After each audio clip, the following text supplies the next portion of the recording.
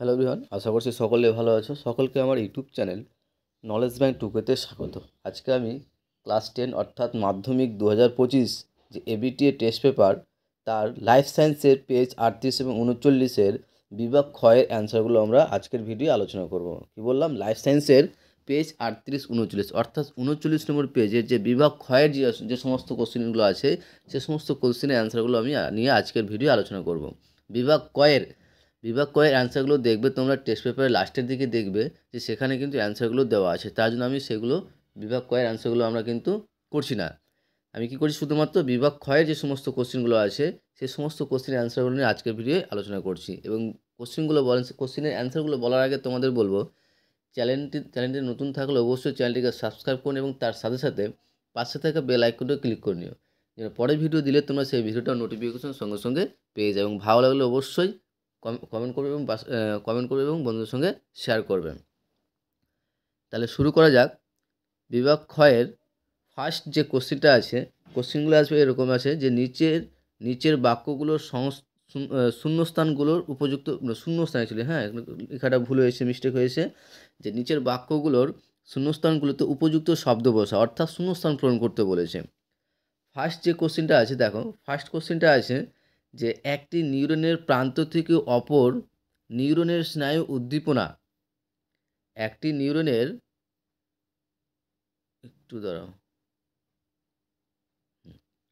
একটি নিউরনের প্রান্ত থেকে অপর নিউরনের স্নায়ু উদ্দীপনা বয়ে নিয়ে যায় ড্যাশকে, অ্যান্সার হবে অ্যাকশন। তাহলে একটি নিউরনের প্রান্ত থেকে অপর নিউরনের স্নায়ু উদ্দীপনা বয়ে নিয়ে যায় কে বলতো?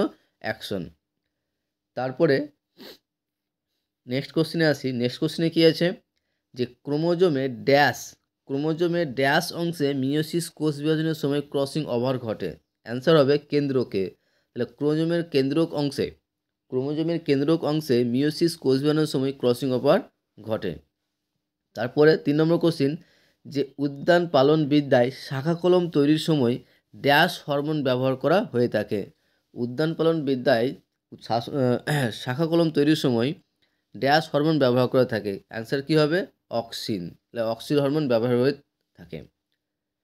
তারপরে 2.4 কি হচ্ছে যে সমস্ত মেরুদণ্ডী প্রাণীর ভ্রূণের ল্যাজ সদৃশ্য ড্যাশ অংশে পেশি থাকে, সামনের পেশি থাকে। সমস্ত মেরুদণ্ডী প্রাণীর ভ্রূণের ল্যাজ সদৃশ্য অংশে কি বলতো? সামনের পেশিগুলো থাকে। এটা হচ্ছে 4 নম্বর কোশ্চেনের অ্যান্সার। তারপরে 2.5 কোশ্চেনে দেখো কি হচ্ছে জীববৈচিত্র্যের নিরিখে ভারত একটি ড্যাশ দেশ। জীববৈচিত্র্যের নিরিখে ভারত একটি ড্যাশ দেশ, অ্যান্সার হবে বৈচিত্র্যপূর্ণ দেশ। জীববৈচিত্র্যের নিরিখে ভারত একটি বৈচিত্র্যপূর্ণ দেশ। তারপরে 2.6 দেখো, 2.6 বলছে সিকিমের ড্যাশ রেড পান্ডা সংরক্ষণ প্রকল্প গড়ে তোলা হয়েছে। সিকিমের হিমালয় অঞ্চলে রেড পান্ডা সংরক্ষণ প্রকল্প গড়ে তোলা হয়েছে। আশা করছি বুঝতে পেরেছ। তারপরে সত্য মিথ্যা, এবং এই সত্য মিথ্যাগুলো বলার আগে তোমাদের বলবো, চ্যানেলে নতুন থাকলে অবশ্যই চ্যানেলটিকে সাবস্ক্রাইব করে এবং তার সাথে সাথে পাশে থাকা বেল আইকনটিও ক্লিক করে নিও, যেন পরের ভিডিও দিলে তোমরা সেই ভিডিওটার নোটিফিকেশন সঙ্গে সঙ্গে পেয়ে যাও। ভালো লাগলে অবশ্যই বন্ধুর সঙ্গে শেয়ার করবে এবং কমেন্ট করে জানাবে। তাহলে এখন আমরা করছি যে নিচের বাক্যগুলো সত্য অথবা মিথ্যা নিরূপণ করো। নিচের বাক্যগুলোর সত্য অথবা মিথ্যা নিরূপণ করো। 2.7 কী আছে কোশ্চিনটা যে সঠিক বিবর্ধনযুক্ত উত্তর লেন্সের চশমা ব্যবহার করলে মায়োপিয়া জনিত ত্রুটি থেকে মুক্তি পাওয়া যায়, এটা সত্য না মিথ্যা? এটা অ্যান্সার হবে সত্য।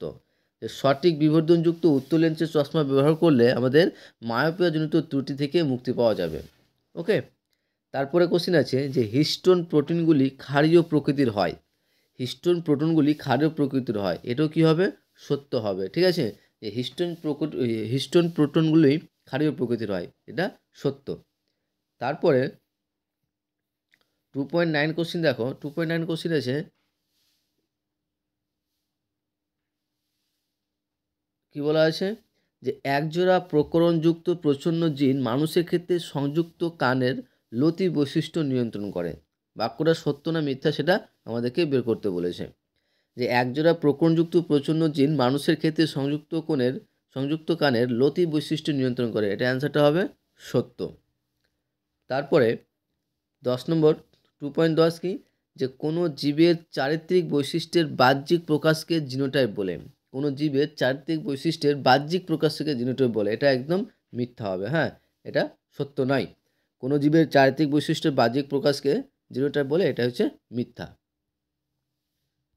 ওকে, তারপরে 2.11 2.11 কোশ্চেন দেখো কি আছে, যে ডারউইন তথ্য অনুযায়ী জিরাফের লম্বা গলার কারণ প্রাকৃতিক নির্বাচন।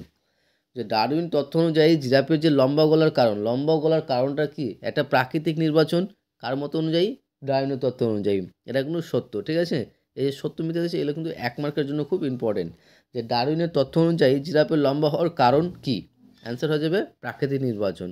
ওকে, 12 নম্বর কোশ্চেন দেখো, যে মিথজীবী ব্যাকটেরিয়া রাইজোবিয়াম শস্যজাতীয় উদ্ভিদের মূলে বাস করে, নাইট্রোজেন সংশোধনে সাহায্য করে।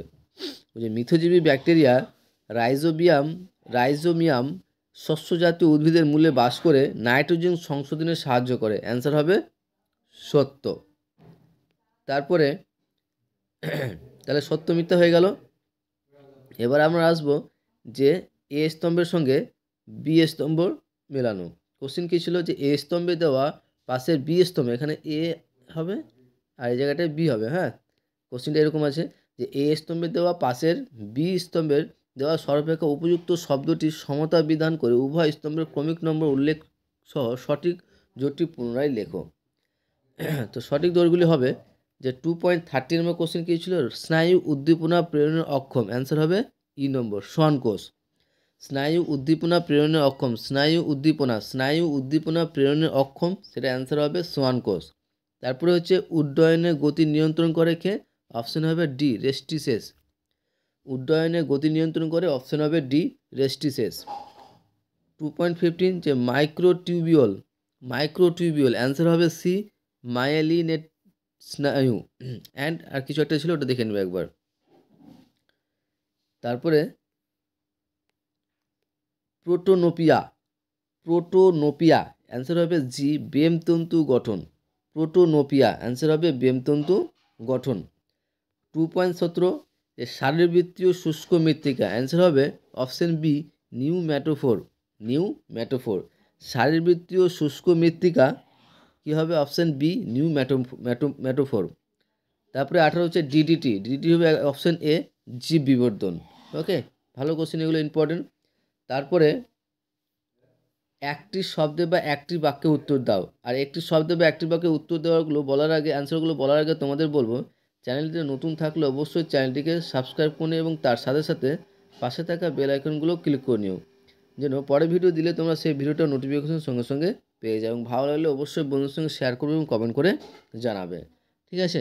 তাহলে একটি বাক্যে উত্তরগুলো দেওয়া কি, যে ফার্স্ট যে কোশ্চেন হচ্ছে 2.19-এর যে একটি চারা গাছকে খোলা জানালায় রাখলে কিছুদিন পর দেখা যায় যে চারা গাছের কাণ্ডগুলি জানালার দিকে বেঁকে গেছে। এই প্রকার চলনে কোন হরমোনের প্রভাব লাঞ্ছিত হয় তা উল্লেখ করো। অ্যান্সার হবে অক্সিন হরমোন, ঠিক আছে। যে একটি চারা গাছকে খোলা জানালায় রাখলে কিছুদিন পর দেখা যায় চারা গাছগুলির জানলার দিকে বেঁকে গেছে। এই প্রকার চলনে কোন হরমোন দেখা যায়? অক্সিন হরমোন দেখা যায়। তারপরে কোশ্চিন দেখো, যে নিচের প্রথম শব্দ জোড়টির সম্পর্কে বুঝে দ্বিতীয় শব্দের জোড়টির শূন্যস্থানে উপযুক্ত শব্দ বসাও। সে হরমোন, অন্তঃক্ষরা গ্রন্থি আর ড্যাশ বহিঃক্ষরা গ্রন্থি। অ্যান্সার হবে এনজাইম। কারণ দেখো, হরমোন অন্তঃক্ষরা গ্রন্থি থেকে নিঃসৃত হয় আর এনজাইম বহিঃক্ষরা গ্রন্থি থেকে নির্গত হয়। সুতরাং এটা অ্যান্সার হয়ে যাবে কই বলো তো? এনজাইম। তারপরে অ্যান্সার কি কোশ্চিন আছে দেখো, যে কোষের বার্ধক্যের জন্য দায়ী ক্রোমোজোম অংশটির নাম কি?